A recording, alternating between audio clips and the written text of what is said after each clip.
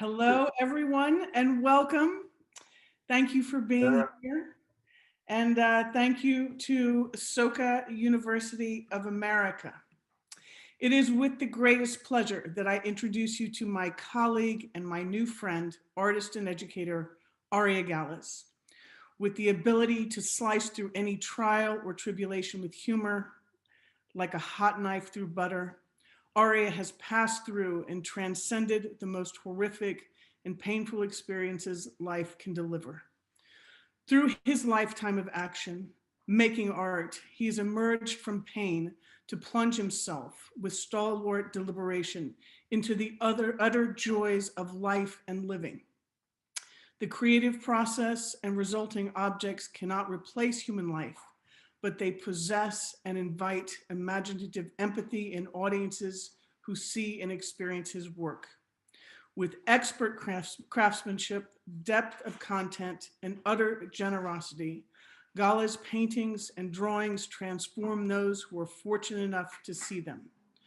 Aria has exhibited his work both nationally and internationally and has made life-changing impact on too numerous to count. Join me in welcoming Aria Gallis.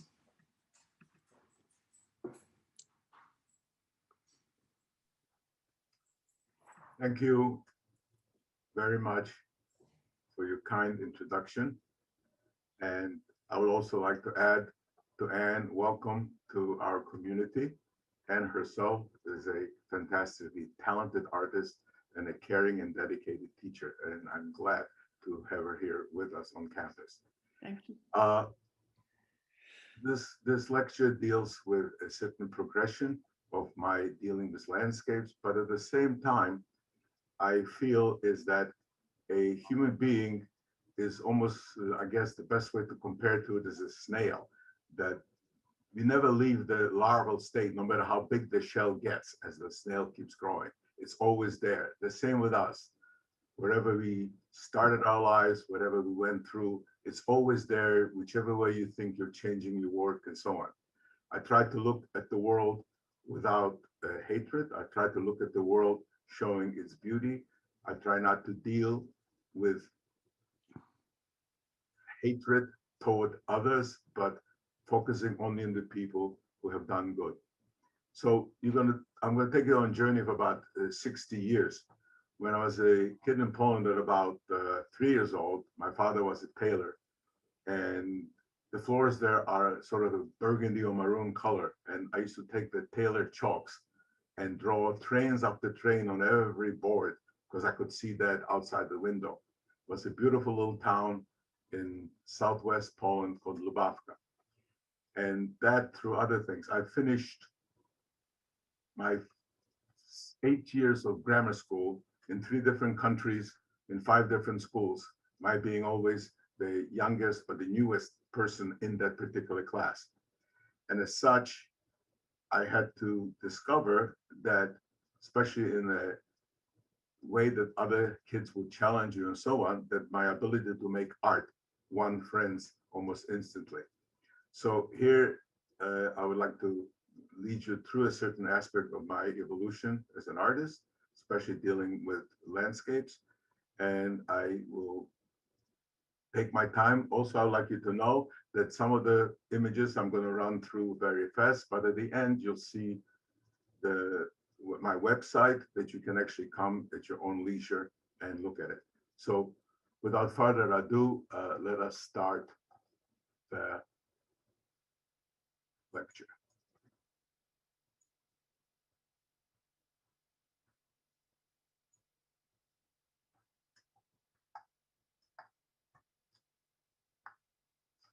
This is a drawing, a painting. Ari, Yes, I've forgotten one thing. yes. Audience, please reserve your questions until the very end. And Aria, you need to share your screen. Okay, Okay, yeah. okay. I thought I did that. Okay, excuse me. First time users. Okay, 1 second.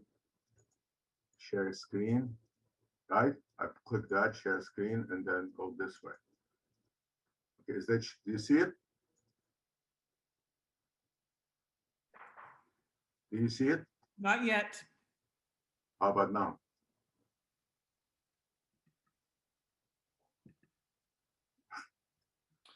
Can you see it? Not yet. Not yet. Hit escape for a moment. Hmm. Okay. Do you see your presentation? Yes. Okay. There we are. You're ready. Okay, now I can see, now I can just start the lecture, right? Go to full screen. Ah, that perfect. That's Thank it. you. Yeah. Thank you. Well, I always believed that Murphy was a very wise Irishman. No matter how well you prepare, something happens. Thank you very much for putting up with this for a second. This is an image I did. I was about 14 years old.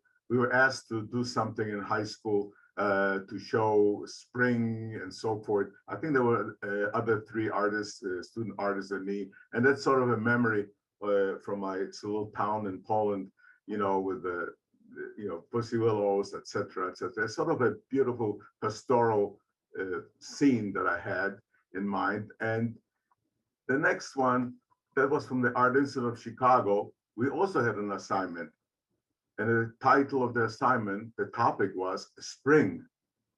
And unfortunately, this is what I was able to do for this particular assignment, simply because that somehow spring hit me, because what we lived through in Poland, what we survived. I was born in the last year of the war, although we were refugees in Uzbekistan, is that this something sticks with me. And this kind of a theme keeps recurring no matter how I dealt with my image in the future, that always sort of stayed in the background. Again, this is the same kind of time period. And you notice that my name is Leonard on the bottom, on the signature.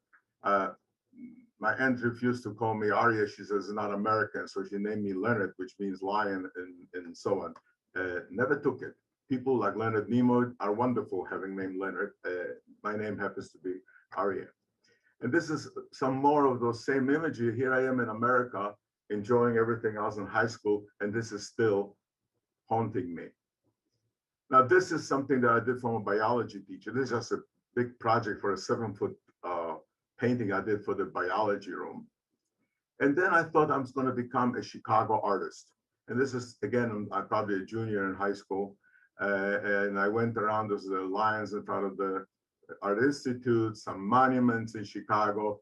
This I kind of like. That's a back side of the apartment building where we lived. This is a unique landscape.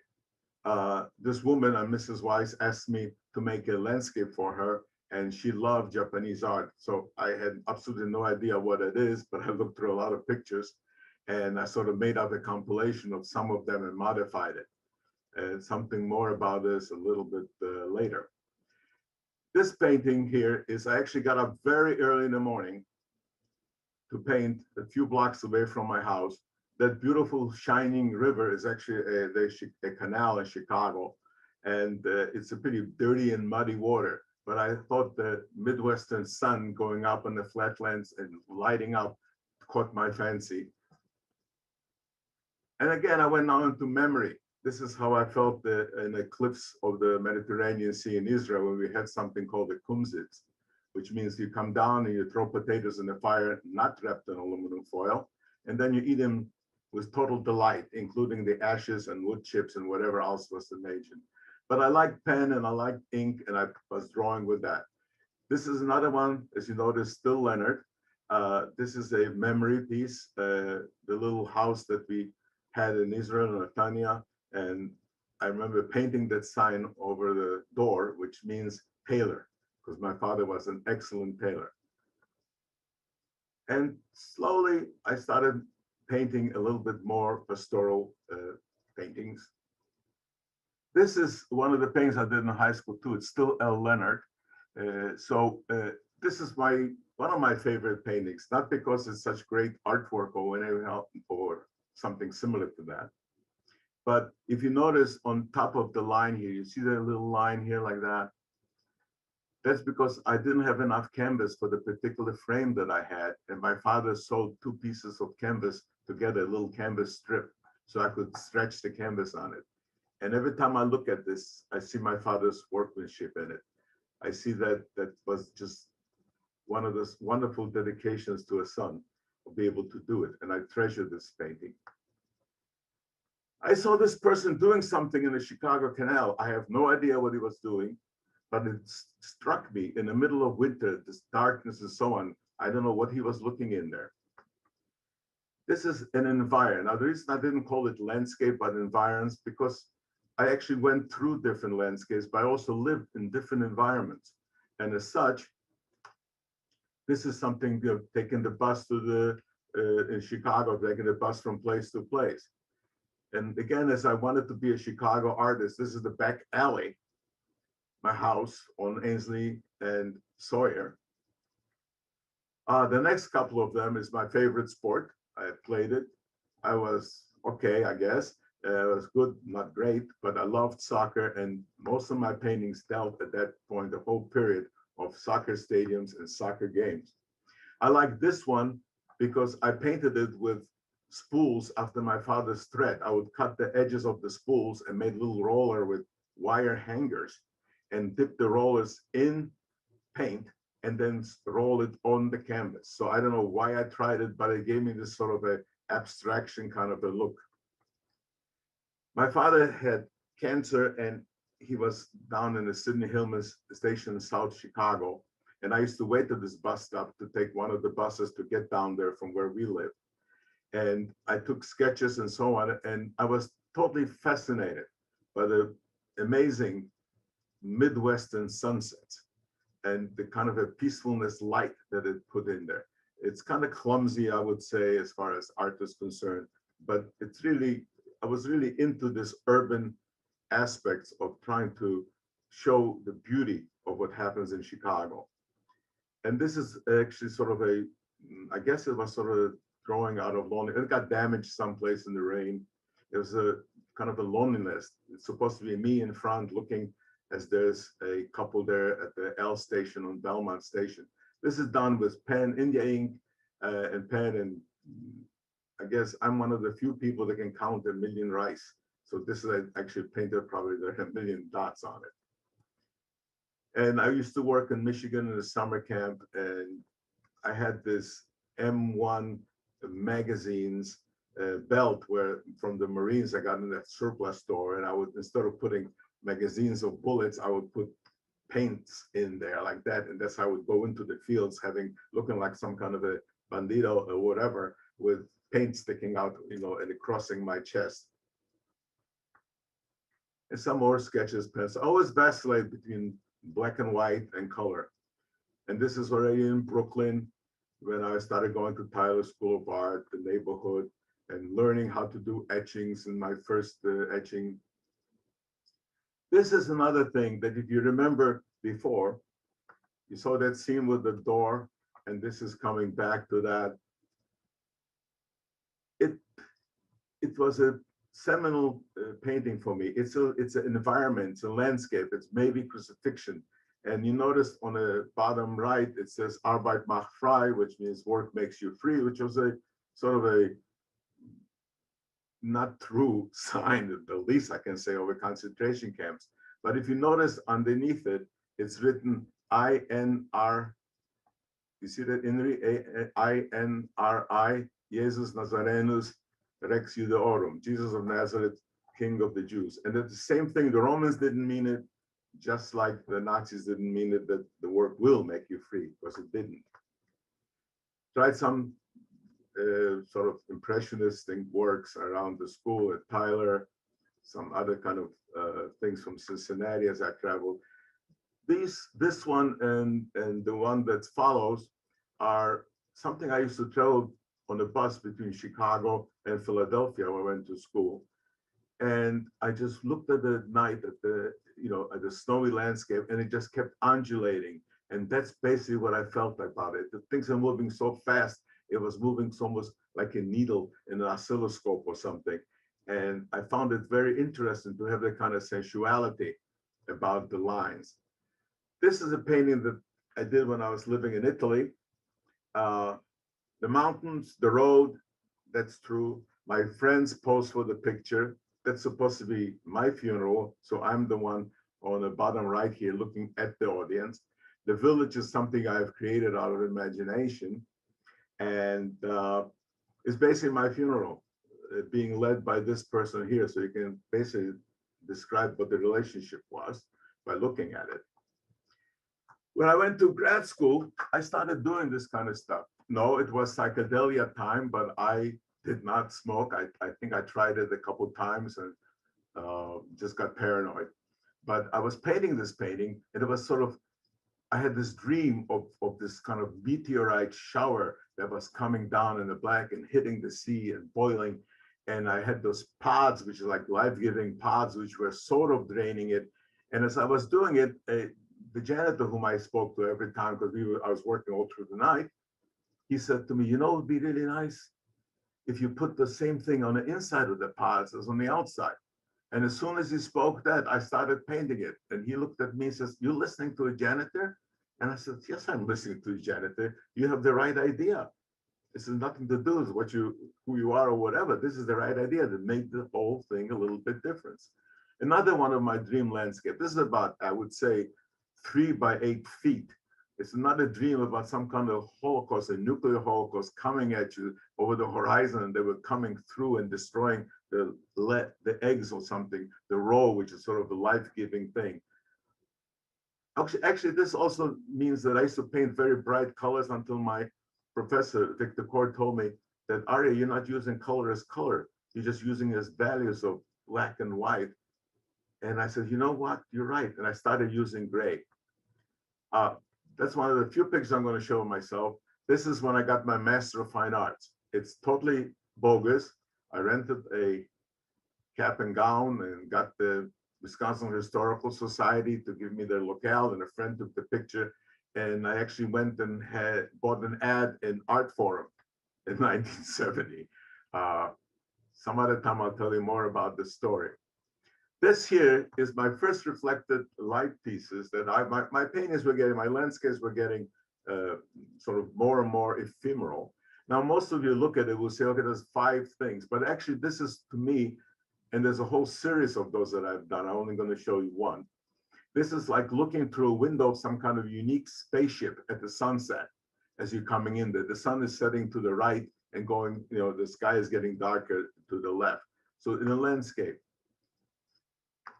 Now, one day, I discovered something about reflected light. I was teaching at the School of Visual Arts, and there was a show with rather mediocre drawings in it, but they had beautifully polished aluminum frames, which cast a reflection upon the wall above the drawings. And then I said, oh my God, since my paintings were getting so more and more ephemeral, why don't I just draw with light? So a lot of experimentation went in there. I'll do it on this different kind of masterclass about that.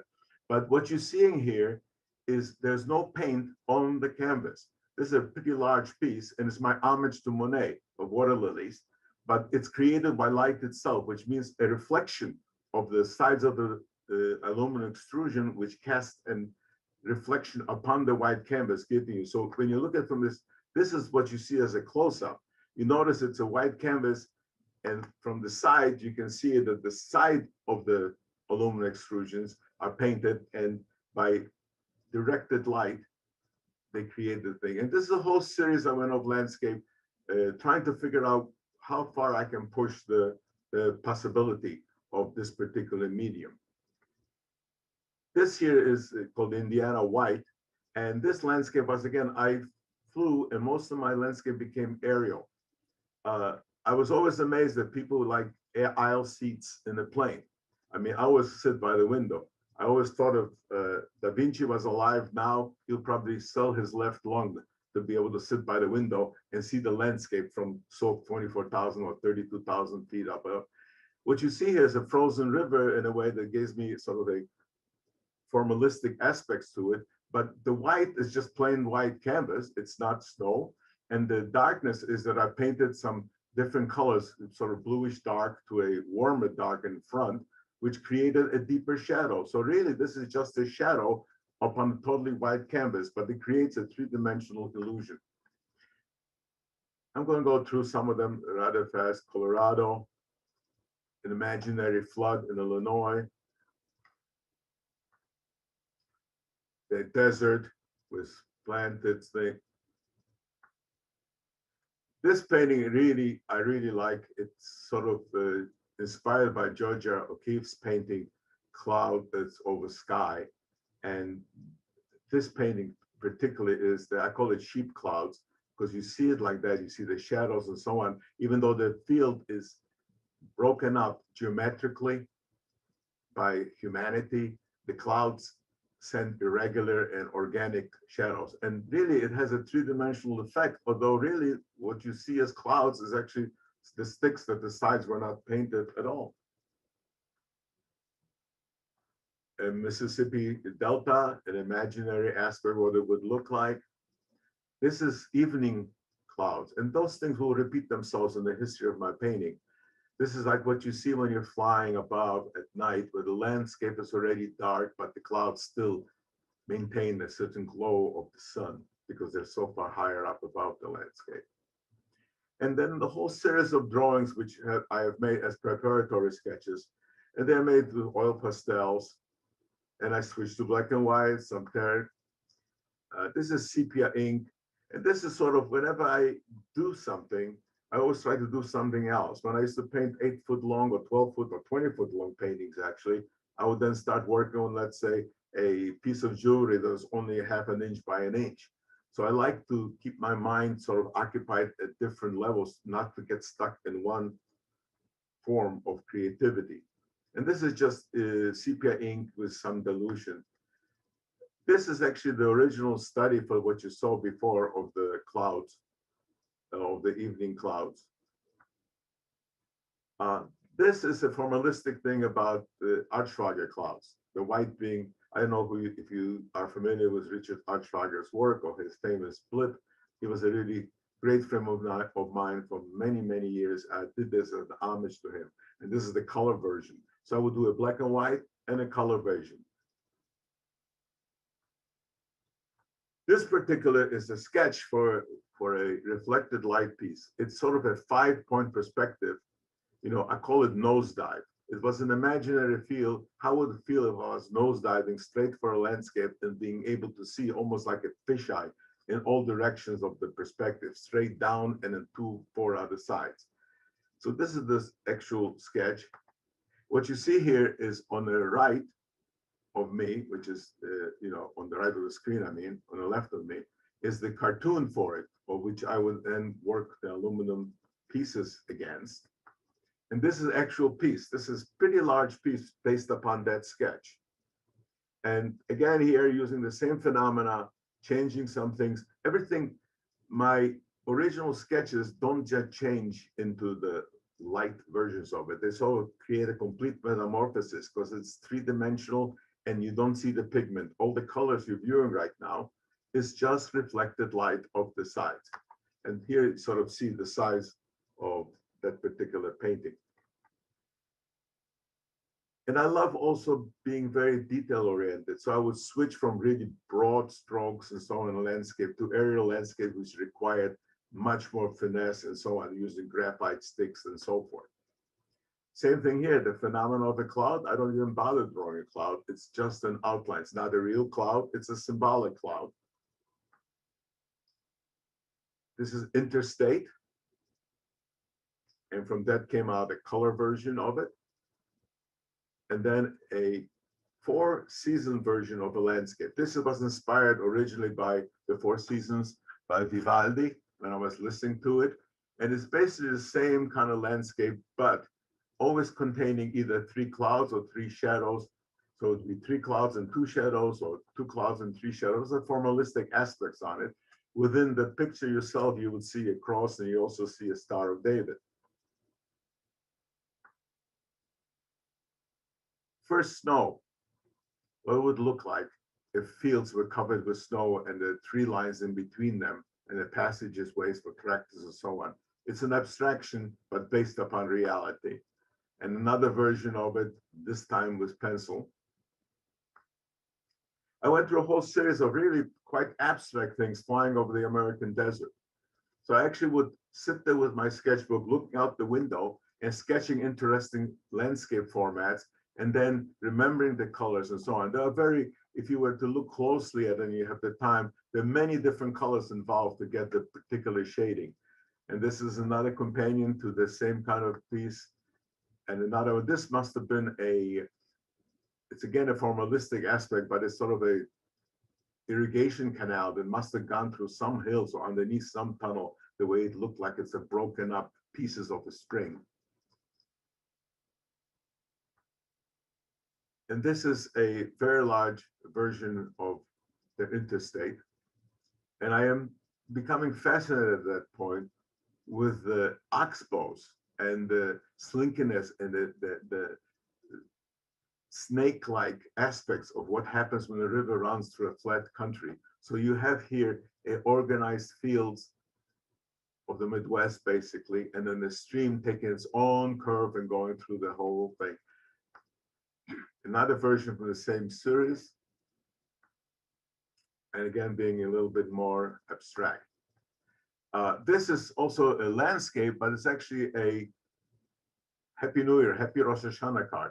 If you looked at it here, this aspect here says Shana Tova, Shnat Osher, Shnat Shalom. Happy New Year, a year of joy and a year of peace.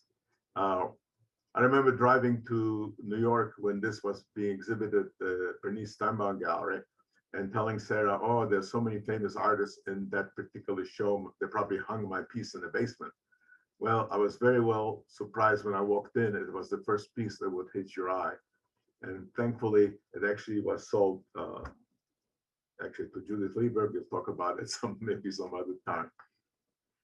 Now, this is a project which I abandoned color for about 9.5 years. This is my 14th station, Hey You Dalet suite of drawings. It dealt with aerial views, which was captured by aerial intelligence from both the Allies and the Luftwaffe. And people always imagine hell like this, which is a Hieronymus Bosch painting of hell, you know, people being tortured, and on the bottom left-hand corner here, somebody's being flayed and they're being eaten and burned and so on. And you look at this and the devils are coming in there and people are being put and burned and roasted and fires and everywhere else. But hell is not like that. To me, this was hell.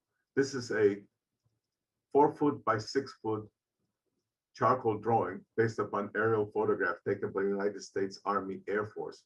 This is Auschwitz-Birkenau, where the main camp is here, railroad sidings and so on.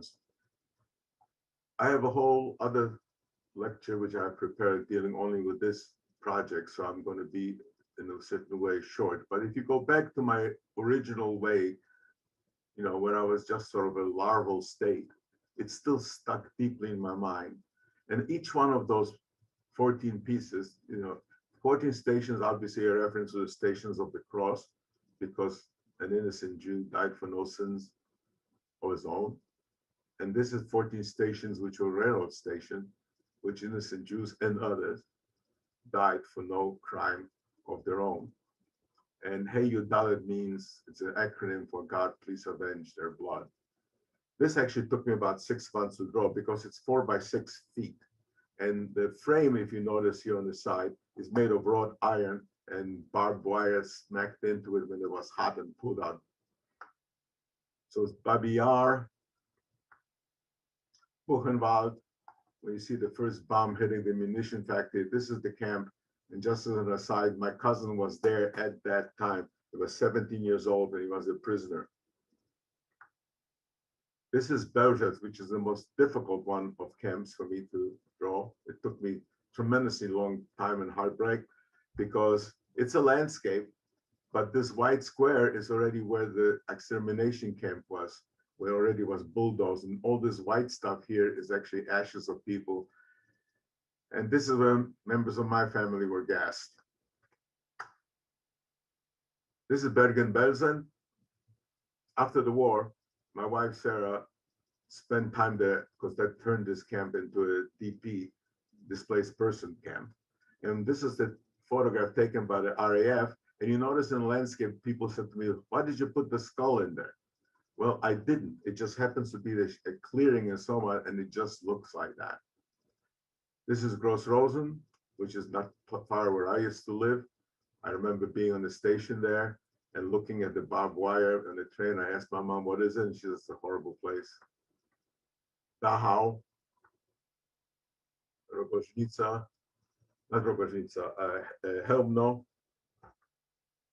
Treblinka. I was there a few years back, and this railroad siding still stays.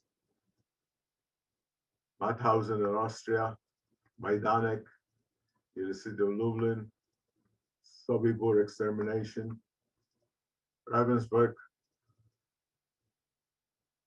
It's amazing because the camp is right here and the city of Fürstenberg is right there. It's kind of amazing. It looked to me like Anubis looking at the camp. If you notice this color outline here, the Greek god of the underworld. And that's Stutovo on the Baltic Sea. And this shows you the size of the drawings. It took me 9.5 years to do it. And I can't tell you how thankful I am that my wife put up with all of that, because she was involved in every step on it, plus seeing me disappear every day for hours into the studio. This shows you the poems, by the way. Each one of the things was accompanied by a poem written by Jerome Rothenberg, who wrote Gematria poems, which is the numerological poetry. And what I would do is I would do a central part of the camp, the killing ground, and then erase it and then hand letter the poems on it. When I do the whole workshop on this particular project, I'll deal with it a lot more. Came to California. Thank God Soka hired me. And I was starting to, this is actually done with the children's magic drawing pencils, which I really kind of find fun. Every artist discovers something about tools and materials, and this is a wonderful discovery. So I started working here from memory, and then my fascination of Oxbow started working, and many permutations of that.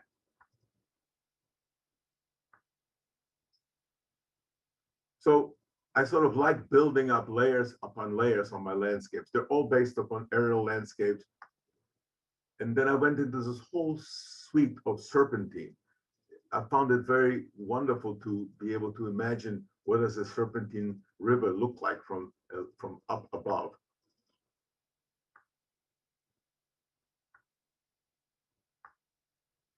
This is one of my favorites, actually hanging in my house. It's my imagination about what a serpentine river would look like seen from the plane when the moonlight is reflected on it. And as the plane changes, the different parts of the thing got illuminated. It looks like it's sort of not colorful enough, but it's about, I would say, 4 different blues and about 4 different grays, and there may be actually 5 different blues that are in time. And it's fascinating, this term. So I did a whole diptych here, and it's based upon when I was in Australia. I looked down upon this red landscape with greenish trees and a river that kept changing courses. So therefore, what happened here is that the river used to be here, but then it switched courses and it became here. And that, as a formalistic aspect, I decided to do a complete negative of it, which is on the right-hand side, the green one, which all their blue was replaced by orange, you know, and lighter yellow, and the green was replaced by, their red was replaced by green, and the green trees became red dots. You see a close-up of what those pieces really look like. I did a series called Flood, an imaginary landscape of 3 large drawings. They're about 42 inches long, of what would look at the landscape at flooded. There's oil pastels. Thank God it's in a collection of a good friend of mine.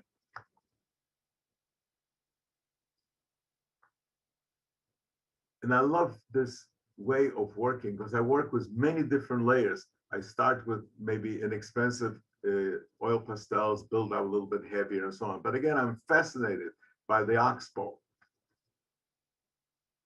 Next step is here for 1911, where I did a whole series of landscapes. Some of them you'll see remembered and so on from previous images of just landscapes of the American Midwest. Some of Lake Michigan, the oxbow again interpreted the other Australian into a reflected light piece,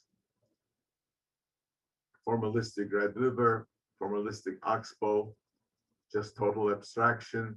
I'm just fascinated what you can do with it, and it's all reflected light. There's not a drop of pigment on the canvas. And the circles again from the crop circles that are coming through. And this one here, remember, this is the one of the triptych that I did for the flood series, and I actually made a reflected light piece. I paint from the back, so therefore this whole thing was reversed when you put it actually mounted on the canvas.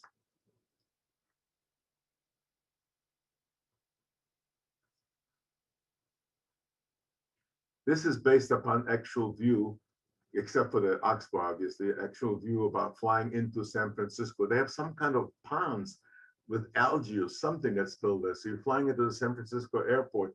The ponds are incredibly colorful. That, you know, and I'm just fascinated by that because it's an abstraction of the sorts.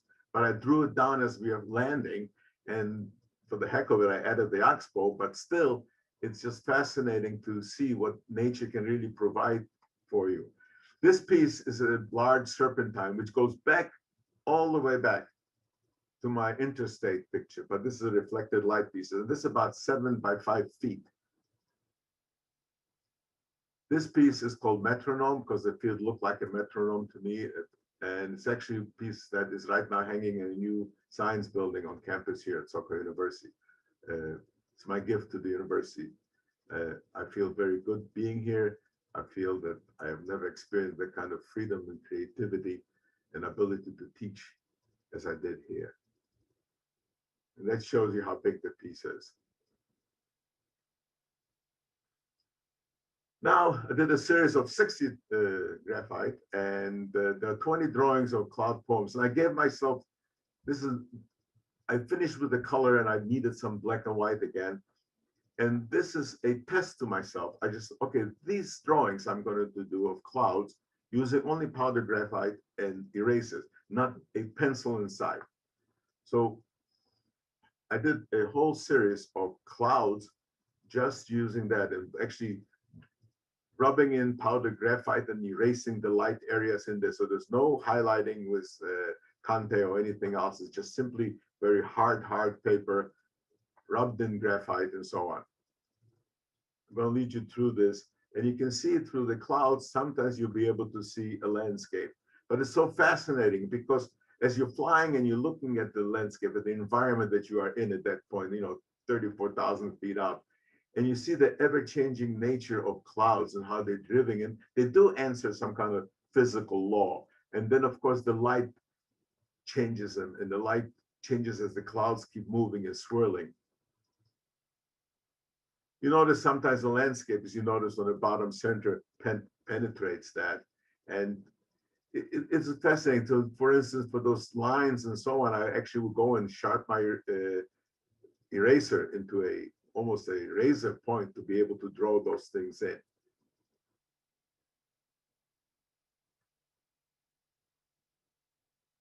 This sort of looks like Cthulhu to me.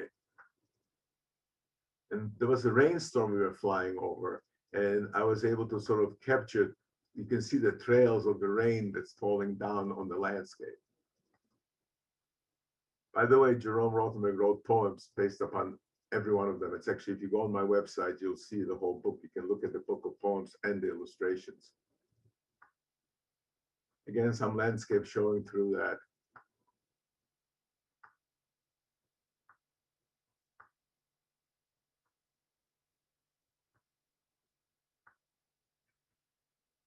The second part of the trilogy, I won't show you the third part, is 20 drawings based upon the pepper tree in Ojai, at the pepper tree retreat, where the teacher Krishnamurti got his inspiration. The tree was felled by a storm, and they actually cut most of it off and just let the trunk lying there. And instead of the trunk rotting, it sprouted 7 other trees. And I just was totally fascinated by that fact. And I kept walking around and around and around and taking many hundreds of photographs, actually. And then this series was, I decided not to use any erasers, just using different kinds of pencils, maybe about 20 different pencils, actually. And whatever I drew, that was it. And I had to, now each one of those pieces took me probably about 3 weeks. They're about the size that you see on your 21-inch screen.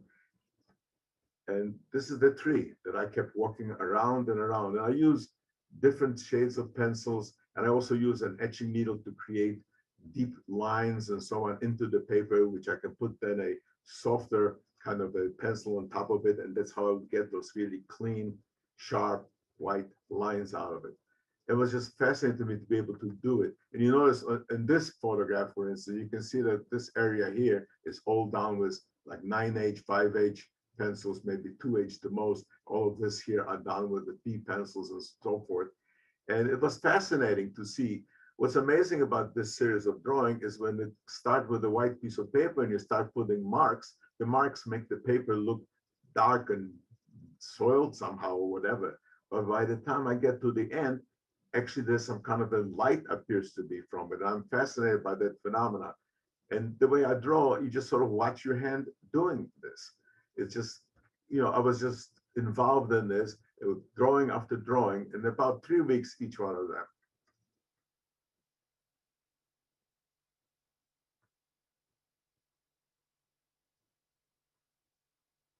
This is the actual part of the root that was sticking out, looking into the canopy of the trees, the part of the broken branches. This is one probably the favorite of mine from this whole series, where you see the little peppers that are there. And the way I was able to achieve it, I tried to figure out how to do is I took my etching needle, I took the heavier part of the needle, and I indented the paper so I could get those now nice circular areas in there, and built up dark around it, and then some of the things to create some kind of illusion. They would start, for instance, a very white leaves with very soft pencil around it, and I would go with a hard pencil over that to create different shades of gray. And I just love those things as an artist. I love to be able to squeeze out, almost like what some photographers would be able to do, is like Ansel Adams, who was able to squeeze out every grain of different grayness through this.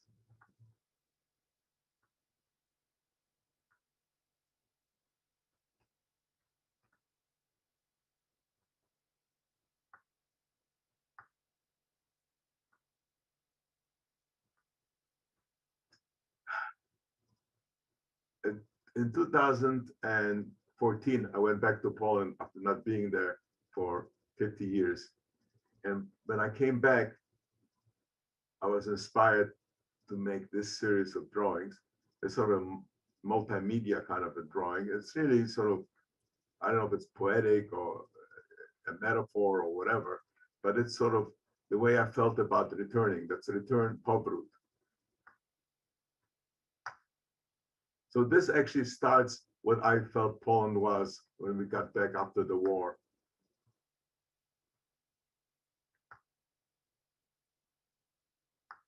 And slowly the red starts disappearing and the trees become valuable.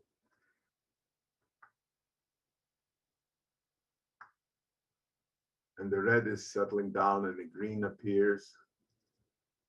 The green starts being more and more, and the red is settling in until it becomes a horizon.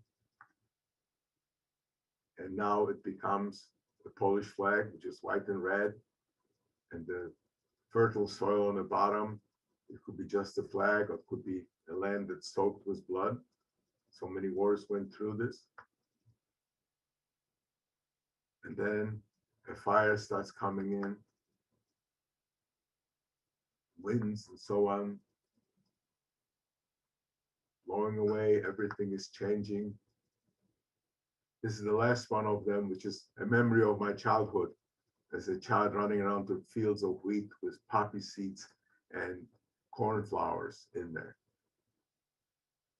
Color enough, went back to California. I started doing a whole series of black and white drawings based upon, sort of inspired by, not necessarily taking any pictures, but it's all imaginary. My flight from here to Santa Cruz and looking down upon the landscapes and watching the different orchards, And you notice here, I just using, the bushy trees are avocados, the rounded trees are oranges. And I just tried to create a luminous feeling like sunlit. Again, this is totally for me, the fascination of it is that it's a white paper that gets smudged up by black marks of a pencil and that seems to be able to be glowing. So notice that the fires, this is part of our thing, the California fire that starts getting and started burning certain things. And then I actually burned the whole forest, just leaving one tree. And the shadows of the trees sort of make almost a coital kind of a linkage with the trees themselves. It's like people dancing together. And the earth is dusty shadow. And slowly, new trees are being born. And the little water enclosures around them sort of look to me like halos. And the landscape is revitalizing itself. And it's coming through. And this is the last one of that series where the orchids are again in full bloom.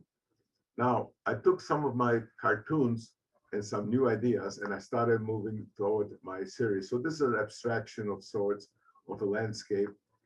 And you'll be able to recognize on some of the places, some of the differences of things that you've seen before. Those are about, I would say, almost 4x6 or something, or maybe larger paintings in acrylic. Then I use sort of abstraction of the landscapes and building. You can see, again, I went back to that thing that you've seen in the past, this beautiful aspects of what happens when the clouds are lit and the landscape is dark. There's no reality in here. It's just in the fascination with clouds. This is acrylic paint. You notice that's a reversal of the field that you've seen before, landing with San Francisco. I wanted this to be opalescent. So this landscape should glow. I like to show how beautiful it really is. First snow, just as the snow came through, sometimes referring back to serpentines. And this is actually part of the last suite that I've done, or semi-last suite, is 4 seasons, going right back. Each one is a quadriptych, going right back to the original ones I showed you in the beginning of my lecture, which is that same inspiration, the 4 seasons by Vivaldi, different movements. I don't know, I'm sure there's more than 4 movements in it. I'm not a musician, but I'm really felt inspired by that particular. So I did 4 seasons, each one 4 different aspects of a particular season. So spring is borrowing some of the past of my clouds and borrowing the kind of colors that I have. That's spring 1, spring 2, 3, and 4. And the quadriptych is this big. So you're talking about I would say maybe 8 foot by 4 foot approximate sizing of this complete quadriptych. And then I said, well, this is spring. That's why I started. The other seasons, summer. Now, summer, again, this is based upon actually Google Maps, which I've altered and changed and whatever happens to it, but I keep using it as a source where, 1, summer 2, summer 3. I'm just fascinated by what happens to the landscape. It's almost glowing. It's almost surreal in the way it's aspects of it. It's a grid. It's a formalistic grid, but yet organic in every way of applying paint and shape.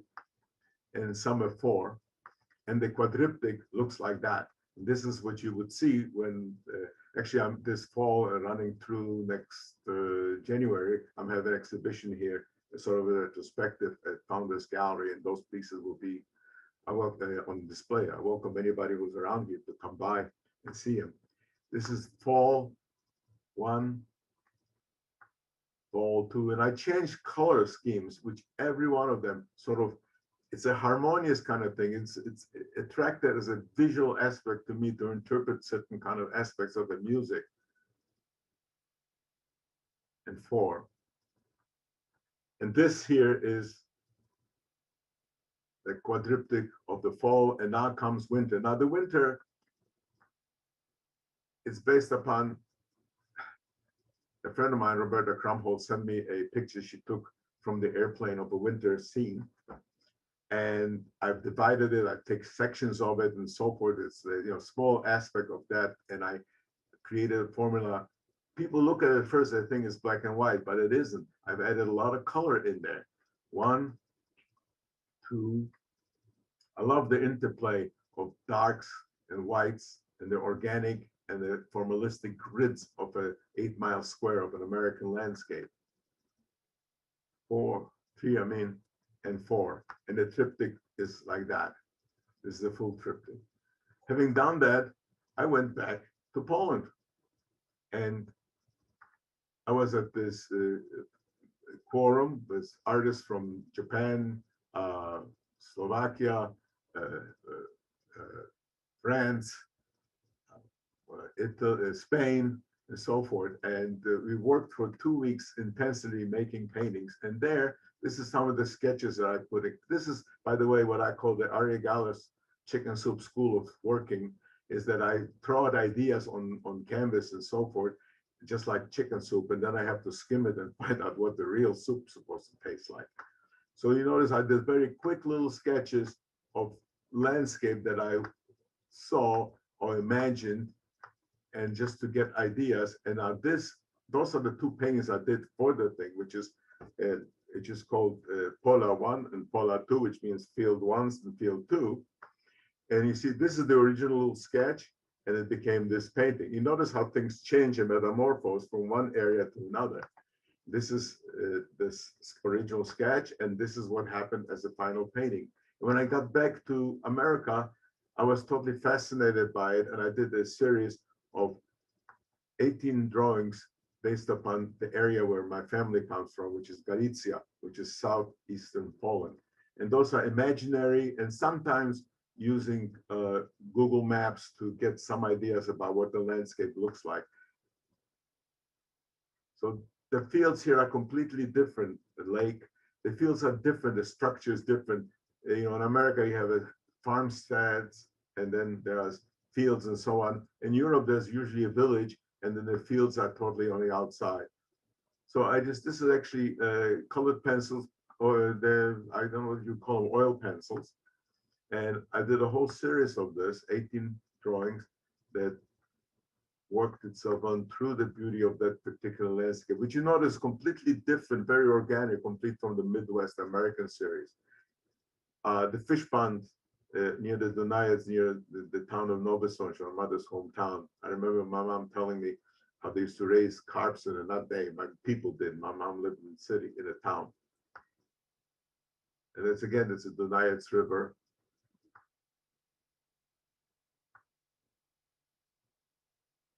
I was just fascinated by the rolling hills and how fields have been divided. And this is what it looks like as the whole suite that's coming. It's 18 pieces, which is the Hebrew word for high, for life. And to me, it was the joy.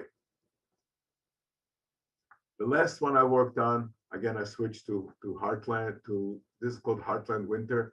I found an old photograph from someplace in the paper, looking through some old papers, and I ripped it up into 8 sections, and I decided to make drawings.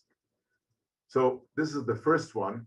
And in each one of the drawings, by the way, my daughter walked in and said, why don't you put the cats? Because we got 2 black kittens, put them in the drawing. So each one of the drawings has 2 kittens in it. They're right here. The rest of them, you can download the pictures from or look at them on the website and discover where the kittens are. But each one of them has actually 2 kittens in it.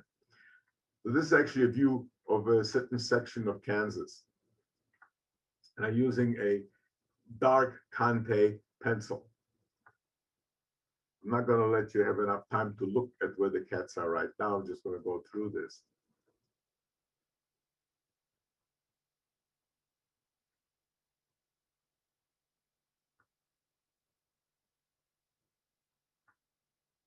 Now, this is a view how the pieces look together.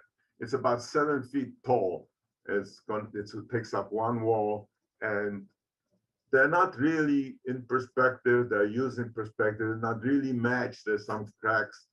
and I actually never paid that much attention to the exactitude of the fields, but I was able to change field, change values and so on.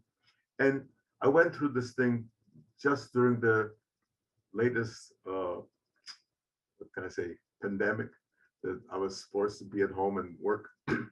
Although as an artist, it was good to be able to have the time to work. As a human being, it was pretty hard not to see my grandchildren or friends.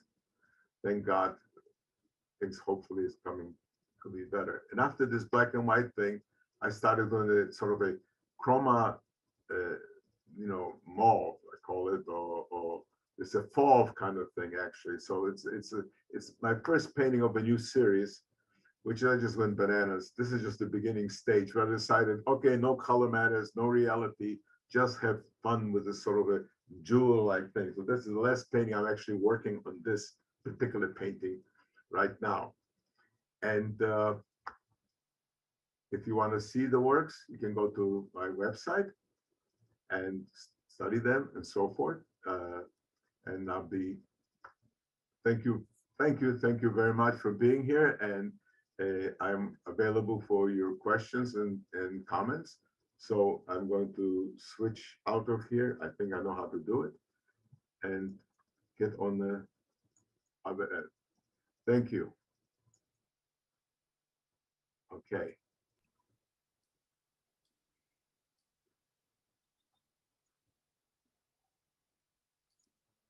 Arie, Yes, I look what happened. hit the stop sharing, the red, stop share. There it is. Thank you. All right.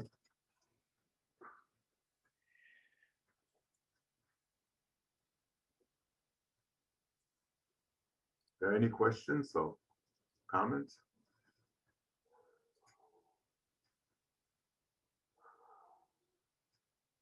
So Arie, we do have one question coming in. Sure.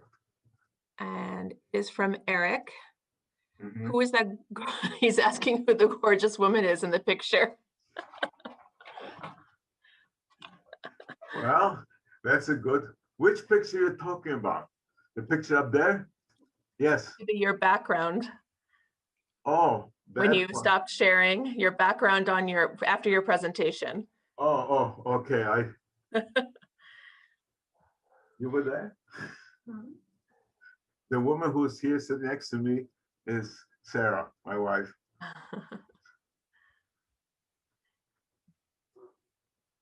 If anyone in the audience wants to ask a question, you can raise your hand or you can submit a question through the chat. See, it looks like Eugene has a question for you, so I'm going to unmute him.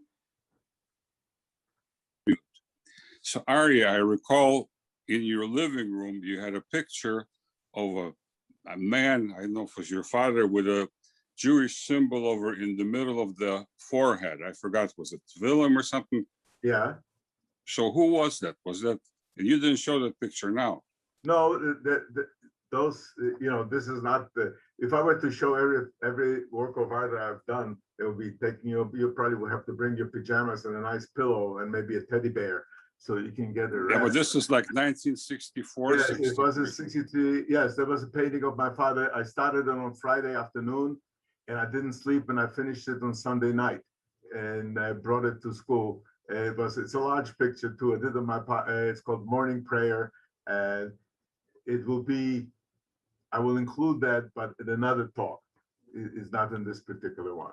Okay, well, it was a fascinating show, and thanks for letting us ask questions. You're welcome. Okay. Thank you. And we have another question from Harvey Segal. Okay. Oh, my brother, how are you? Nice to see you. The reflected light paintings always fascinate me. And I wonder if you can show any more detail that illustrates the plain canvas, but how each of the strips are painted and how the light acts upon them. Well, actually, if you go to my website, which is thank you for the for the suggestion, Harvey. You go to my website, or you go actually go to YouTube. You go type in Arie Gallus, you know, on YouTube, and then you'll see a whole video how I make it from the beginning to the end. It actually explains all of it, so people can actually view it on that particular channel. Or you can go to my website, and there's a link there also for that. Again, this hopefully going to be another talk, which is total details and so on, how the whole evolution of it happened. This is sort of an encompassing view I took in this particular lecture. You know, thanks very much for bringing it up. But anybody who's interested, you can just click on that, and you will be able to see, you know, basically how it's done. Okay, and you know, any other questions, please? Good to see you. Take care. Anybody? Somebody is asking, Mike Ford, I loved your early pictures. Where are they now? Well, my early pictures, some of them my mom saved, which are, I mean, talking early pictures. That's part of the reason I have it here, because, you know, instead of putting them on the refrigerator, she somehow stored it. But my early pictures, thankfully, a lot of them have been purchased. Some of them are still available. But, you know, as an artist, you don't want to have the biggest collection of your own work. You know, it'll sit there at night, put them in the closet, you know, sit there with a flashlight and look at them. You like people to have them, to people to view them. So that's, you know, thankfully I was able to spend a lifetime being and doing what I love to do. You know, being an artist, creating works, you know, and actually surviving as an artist and as an educator. You know, so they're available to view on the internet and so forth. I mean, this is what happens when I had to select the works for this particular topic of my lecture, is that there's so much stuff. And the point is, I don't know how many people can stay awake that long to be able to listen to this. We have another question from, I think, Bella Gustein. Mm-hmm. Bella, did you have a question? Let me see if I can unmute you. I see Celia. I just want to thank you for letting us to see your beautiful collection of your own work. And I'm hoping you remember about 10 years ago, we did program together with the music and your 14 stations in Naples, Florida. And was a poetry and music and your amazing work. Cannot forget that. And actually people asking all around if you're planning to do another presentation of your 14 stations, so maybe we can expand our first program and do it again with variety. I would love to do it. I'm officially an artist in residence and retired. Actually, my new studio is here that my wife and I worked, and some student helped to set up my studio. And if you go to the outside of the door, it says artist in basement residence, you know, which is exactly that at the university here. It's an honor, by the way. But no, all of those can be arranged, and we can communicate about that thing. So certainly would love to do that, you know. It was done at Edison College, if you remember. It was a very big program. And we have other venues since that time. And another venue, actually, we can do it the same way as we do it today. We can do it, we can replant it and do it on the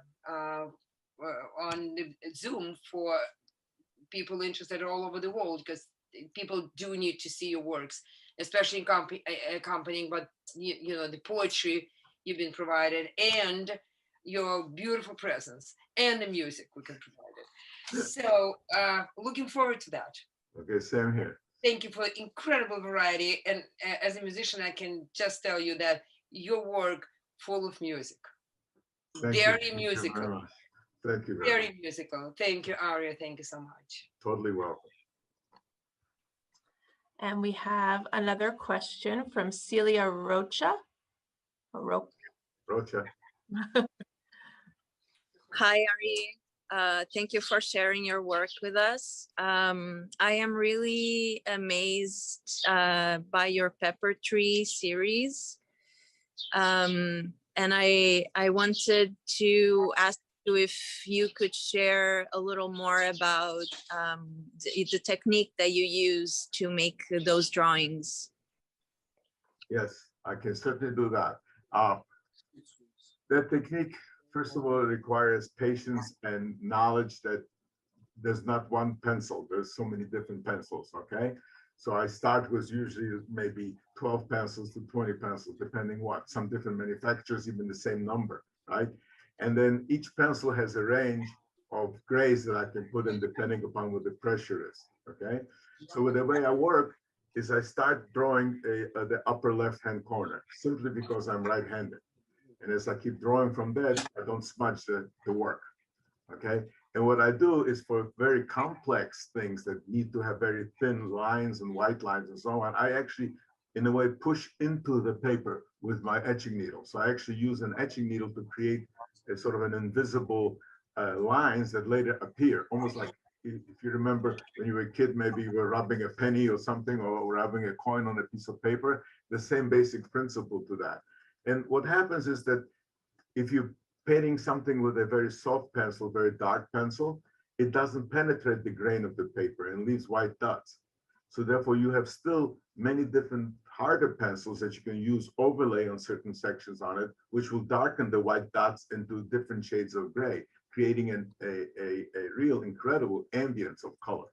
So what I do is I work on section after section after section and try to guess how the other section is going to look like, but trying to find within that little section a sort of a microcosm of relations between light and dark, you know, and just keep the pencil sharp and my hands clean. Just keep washing your hands. I almost feel like a Torah scribe, you know, where after every few lines you have to wash your hands and so on. And the technique is in a certain way simple, but in a certain way it depends sort of thinking in your, you know, on your feet literally, or thinking of with your hands. And I know your work and so on, so I know how you're drawing and how wonderful your work is. And you know, you watch your hands do the work in a certain level, you know, it's beyond explanation. You know, your eyes are seeing it, and somehow that connection with your eye and making the muscles of your fingers do it, and you feel the pressure inside your heart, you feel the pressure of your hand against the paper and the pencil, the hardness. You know, the soft pencils move quickly, this hard pencils move slowly. It's like a symphony of coordination that's involved in it. And basically, that's my technique. You know, one thing I did, and I do when I taught, and I taught for 50 years, is anything that I would know how to do, I would try to tell my students, you know, don't try to keep any secrets, you know. Oh, and if you like that kind of work, it's an incredible compliment to a teacher to do that.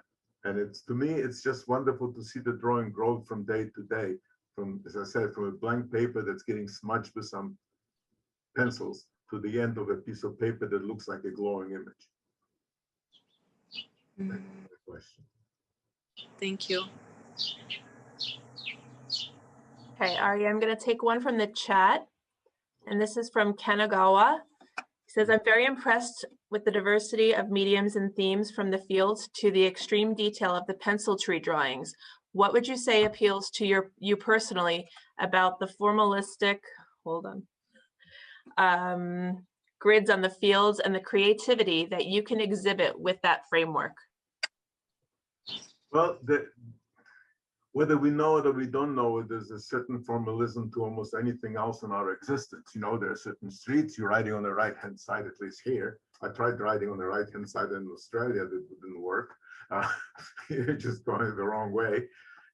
No, every artwork is actually formalistic in its own aspect, because you're not dealing with real fields, you're not dealing with lights, you're not dealing with anything. You're dealing with a piece of paper, you know, and you're making marks on it.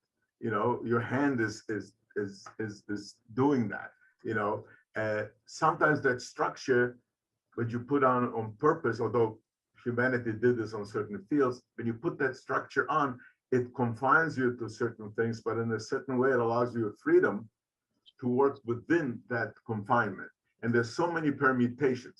I just watched yesterday the program on the history of jazz, you know, different jazz players playing and so on. I'm fascinated by it. Is to watch somebody take an instrument, you know, and create a feeling through it, just channeled to their fingers, to their breath, to create tonalities and so on. Yes, there's a certain scale. There's only that many notes that are existent, right? But within that, you can do so many different things. So therefore, you can have, you know, Coltrane, or you can have Bach, or Beethoven, or Shostakovich, or anybody else. So the grid, the formalistic aspect of it is something that I accept as it is. And to me, certain aspects of nature, which is, there is a certain way a cloud is formed. There's a certain way a flower grows. There's a certain way that your hair are growing on your hair. You know, there's a certain kind of a spiral that's happening in a certain way a shell of a snail grows, you know. So this, all you can call it formalistic, but within each one of them, there's such a myriad of things that it would probably take me many, many lifetimes to you know, explore it all. Thank you for your question. And then we have Arie Marshall Day. Hello. Hey, Arie. Tari from FDU. Hello, Sarah. How are you? So pleased to see you after all these years, and so happy to see the latest work since you've been back to Poland.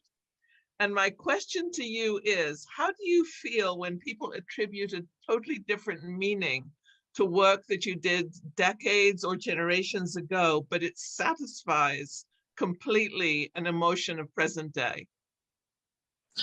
I feel that it's like in any kind of conversation, you know, between, you know, people, two people or entities, is that conversations are remembered differently, but yet the same conversation is remembered by other people within their own context. And you change, I change, you know, you all know that not a single cell in my body is the same cell that I was born with, okay? And so I feel very, very interested that each, actually, I think it's kind of good that each, I wouldn't say generation, that I don't know about generations, although I'm pretty old coot at this point. But, you know, you interpret certain things, but you can identify with it. It means that you can identify with how your baby looks at you, you know, and then that same baby is now 14 years old, and how that person looks at you, and then that person is married or has their babies, and how they look at you. It's still the same person, but in different contexts. So I'm really very, very happy that people can contextualize the works and look at them. That means that something, I did something in that period of time, but I didn't do it to be temporal like that. I mean, music is like that, you know, you hear it now, you can record it, and still after listening it, you can start it again. But it's a thing that's going. But in my art, there are artists doing all kinds of other works, not like, you know, I don't mean the same thing, but you can be conceptual, you can be anything. But for me, the thing is that after I finish work, I have a piece. I remember people saying to me, how can you part with your work that you spend so much time and so forth? Well, very easily. Not because I don't like it, because I really gave part of it, but you know, I need to live, I need to support myself, I need to other things, and I cannot walk into a meat store and go to the butcher saying, look, I have a great sense of humor, I'm in good health, and I look terrific, give me some meat. No, he wants money. So somebody should be able to go and you know, people always ask me too another question similar, like what kind of art should I buy? You know, I mean, first of all, I can tell them buy mine, but that's another story. But at the other time, I can say, you can buy the art that you like. Don't listen to anybody. If you like it, you buy it. That's all. If you have the money, you feel the will, and you want it, take it. You know, so then contextualization of the art, where I'm glad that some people can see over the ages how it changes and how you sometimes revert to certain things that you've done before. Thank you. Thank Great you. to see you. Same here, Tarek. And we have Charlene. I can't see her last name. I'm sorry.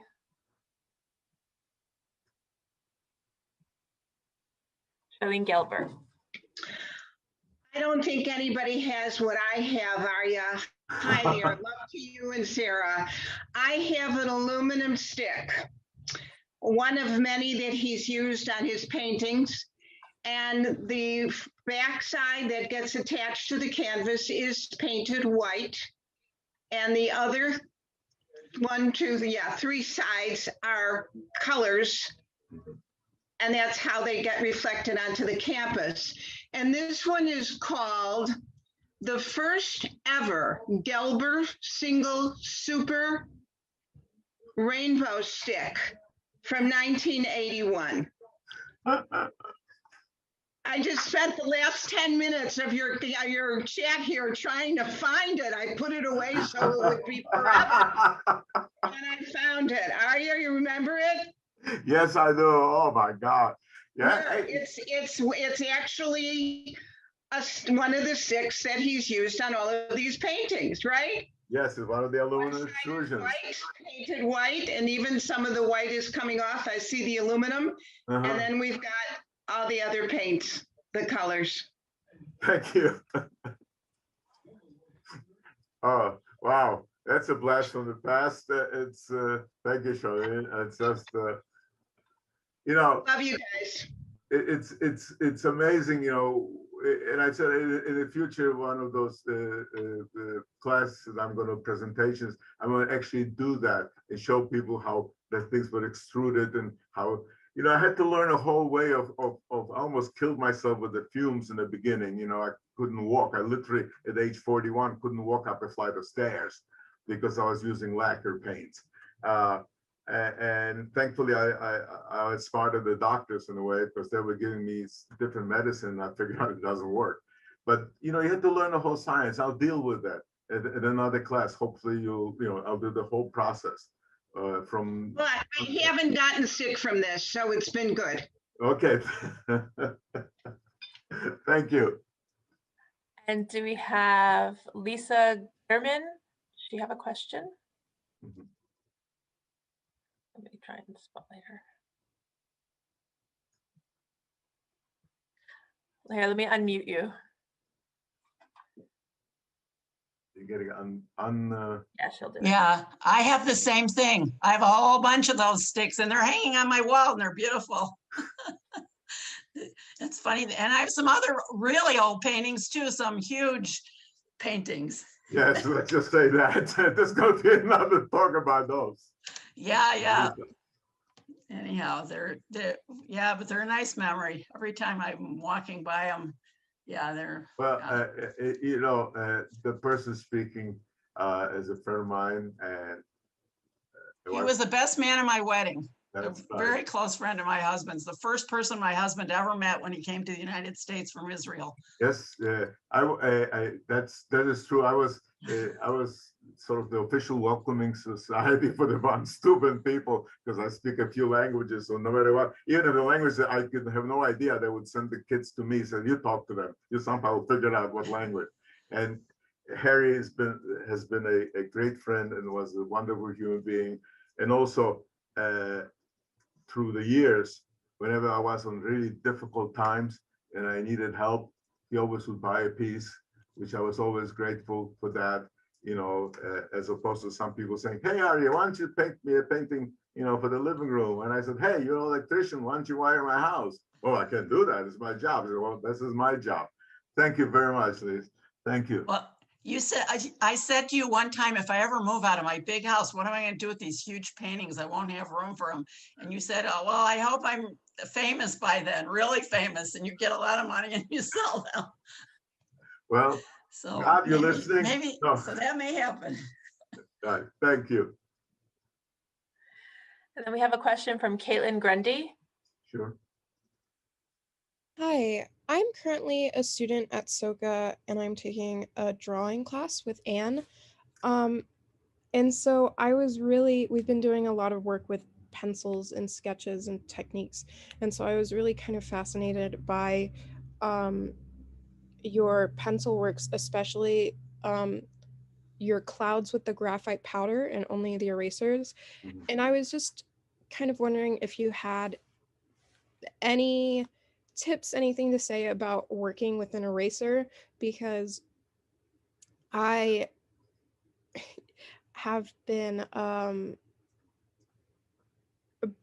discovering how difficult it is to erase what you want to erase and erase cleanly and that kind of thing. So I just thought your pieces with that were incredible. Well, thank you. I can give you some of the clues. Well, it all depends. It's all it all depends on what paper you use and so on. I use a few different erasers, and the erasers from the soft eraser to my pink pearl is my favorite one, and there's also an eraser which is like a pink pearl, which has some kind of volcanic ash in it. And you can never erase everything, so don't even think about it. Use the eraser as a tool of drawing as opposed to using it as erasing something that's a mistake. Make mistakes with the eraser rather than erasing mistakes you make with the pencil. Thanks. I have a question over email that was submitted, and it's from, actually, well, no, she's already spoken. It was from Tari Marshall Day, so sorry about that. Anybody else have questions?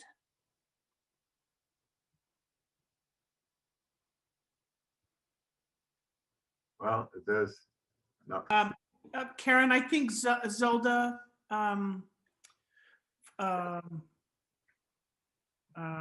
has a question. Pronounce your I don't know how to pronounce her last name. Zelda F. Fuchsman? Yes. Okay, I have. Zelda, you may ask your question.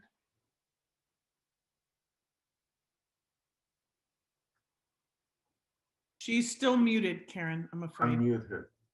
Yeah, I'm asking her. Oh, there she goes. I see her. Is that good now? Yes. Okay. First of all, Arie, you know how much we love you.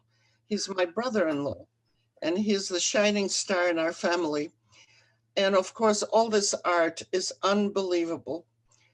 The first time that we met Arie, he was doing the little aluminum sticks. And what was so unusual that you didn't mention, Arie, is yes, they're painted on three sides and they reflect on the canvas, but they move along with you as you walk. It changes. And this is what's so amazing about those little aluminum sticks. And I just wanted to share it with the audience, how very important. It's just not little sticks on the canvas. It's movable. It's alive. And we're proud of you. Thank you. Thank you, Zara. Thank you very, very much. Proud of you. Thank you. You can mute me now.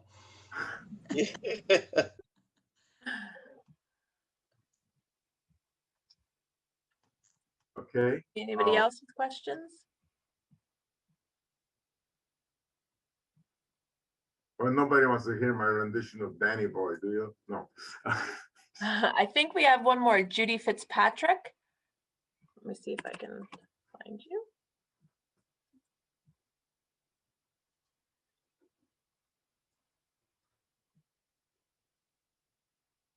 Judy, do you want to mute yourself? Okay. There you go. Arie, I just took this down off my wall. Oh. Do you remember this? Yes, of course. You and John, of course. I've had it in my hallway for so many years, and I think of you every time I look at it. This is in Hyannisport right now, where I'm in Cape Cod. I'm in Marston's Mills in Cape Cod. Yes. Wow. Yes, I remember. Oh my God. Oh. I love it. It's one of my favorite things. Thank you, Judy. And this was a wonderful lecture, and I'm so glad you did it. And I've never seen any of those the early work that you showed. I don't think I ever actually saw any of that. No, actually, I didn't have any room to display them. I had them stored in, you know, in folders and so forth. When I pass your house in Madison, I think of all those times that we hung out together, and when you were working on the stations during that period. Oh, my dear friends, I remember everything. And, yeah. You know, you're also in the legend in our minds. You and John both. Right. Your friendships and the closeness and the famous. You're not. You know, that's a real Irishman thing. John. No, this was so wonderful. I mean, to see so much of your work, it's just really impressive. And thank you. You're still doing it. Yes. Great.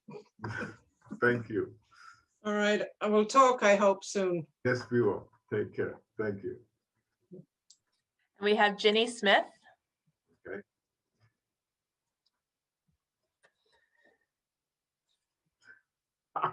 Let's just unmute. Yeah, there you go. Oh, hi.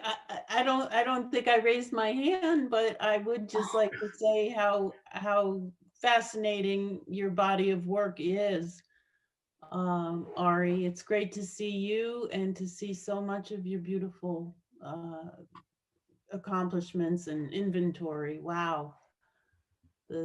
I was there for many parts of it, but to go as far back as you have, and the depth and the breadth of it is incredible. Well, thank you very much. And the person sitting right next to you, who I happen to know quite well over many years, Keith, also a fantastic artist, and somebody who works from the depth of the soul all the time, both as a visual artist and as a writer. So it's great to see your faces again, Ginny and Keith. Really good to be here. Let's do more of these. You're really fascinating to watch. I loved it very much. Love you guys, you and Sarah. Same here. Take care. Thank you. Okay, Eve Klein. Hello. Hello, Aria. Can you hear me? This is your favorite Canadian sister-in-law. Yes. Well, yes. I'm your favorite brother-in-law in California, right? Thank you so much. That was just wonderful. Sam and I enjoyed it. Sam, come here, say hello. I'm here. Sam and I enjoyed it very much. Beautiful work, beautiful. And the lecture was just incredible. And we cannot wait to see you in person and to see your work and everything. So thank you. We loved it. Thank you for being here. That's my mishpucha, folks. It's my family. Our pleasure. Our pleasure. Thank you. I see Tom Miller sitting there quietly.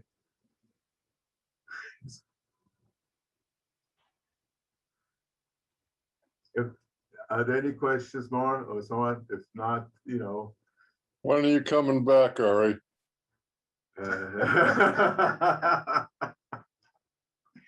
Well, when Jersey warms up a little bit, you know, those old bones, you know, so on. My friend Don complained today that after the second one of his doses of vaccines, you know, his bones ache. And I told him, hey, what do you think? I'm 76. I wake up every morning like that. So, you know, it's just good to see your face. Thank you. Well, another good artist, another great artist from New Jersey. And, you know, again, thanks for your service. Thank you, Arie. Semper Fi. Okay. I think we're good, Arie. Okay, so thank you again for everything, and I look forward to seeing some of you again. And then please, if you have thing, go to my website, whatever, www.ariegallis.com. You can look at stuff leisure. There's a whole area there of some of the films and so on, and also on YouTube. Plus, you can see my famous film about saying farewell to FDU, where I'm dancing in the pink tutu. So hopefully some of you will take a look at that picture. Yeah. Thank you. Okay.